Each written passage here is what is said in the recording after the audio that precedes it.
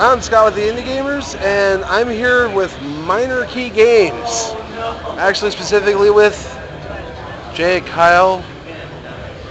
What's the J for? Jay is Jonathan, but I've Jonathan, always but gone you by always go the with middle Kyle. name. Yeah. All right, so I'm here with Kyle by choice. Kyle, with Minor Key Games, and so I asked this before. Any other question? What are your thoughts about the con this year? It's awesome. This is the first time that I've been at SGC as an exhibitor. I came last year as an attendee. Is it attendee? Yeah. I walked around their indie space there. It's a lot bigger this year as far as what they're showing for indie games. Yeah. There's a ton of developers here, a lot of really cool stuff, and it's been awesome. Oh yeah, I loved it over here because as our title implies, we love this stuff. Right. I mean, we've been doing a few console Let's Plays and whatnot, and that's because we've started running out of indie stuff. Well, we're cranking out games as fast as we can here, so. That's always good. Now, I see a game over to the left.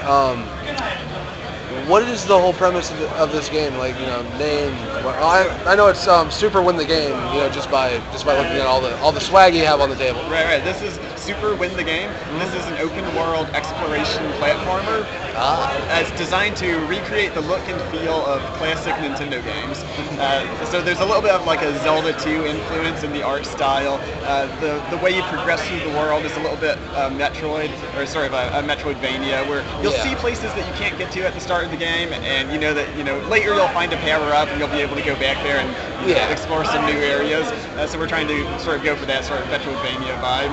And I guess I would say the feel of the game, as far as the way your character moves, is very much based on Mega Man. It has a very sort of precise platform. Yeah, because I noticed that with looking at other people play, because I haven't played it myself so far. But looking at other people play it, it has that Legend of Zelda-y look, but it has that Legend of Zelda-y look with Metroid, having to go back for things. Right, exactly. With the whole aspect of time platforming, and if you screw up, you die. Right. And we're trying to find the right balance as far as the difficulty there. We're not trying to make like a rage game, but we do want there to be some of those challenging platformer bits. At the same time, there's no penalty for death other than you go back to the last checkpoint and touch. So we're trying to find the right balance as far as making a game that's sort of accessible, that everyone can pick up and play, but that will still, test your skills by the time you reach the end. Yeah. You know what? You know how you said there's no real true penalty for death? Right. Got an idea. What's that? I don't know if you're like close to release or completely finished and you don't want to work on it. We have a few months. It comes out in October. So. I was just thinking, just for the hell of it, add a mode where you're either timed and that time will run out even if you die. Right. Or have one to where you are limited to lives. So this is actually the sequel. This game here, Super Win, is actually the sequel to You Have to Win the Game, which is free on Steam right now. And on that game, there are actually a few modes. In one mode, you play as a cat, so you have 9 lives. And in another mode, we call it YOLO mode. So you only live once. If you die, you go back to the very start of the game.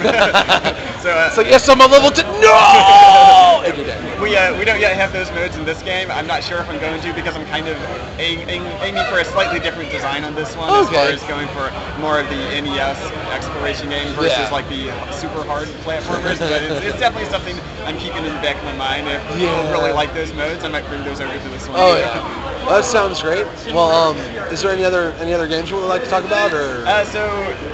This is actually the 3rd game that we're going to have on Steam.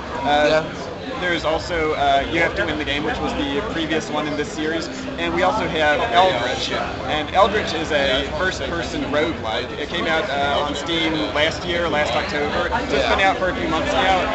It's a first-person roguelike based on the works of H.P. Lovecraft. So it's sort of a horror roguelike with some stealth action gameplay. Yeah, that one's out right now. You can check it out.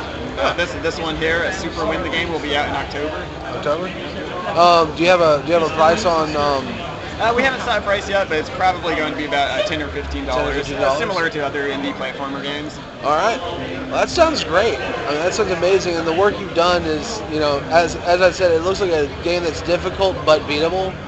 That's what I'm aiming for. Yeah. So, well, thanks for your time. Yeah, awesome. And so this was Kyle by choice with Minor Key Games.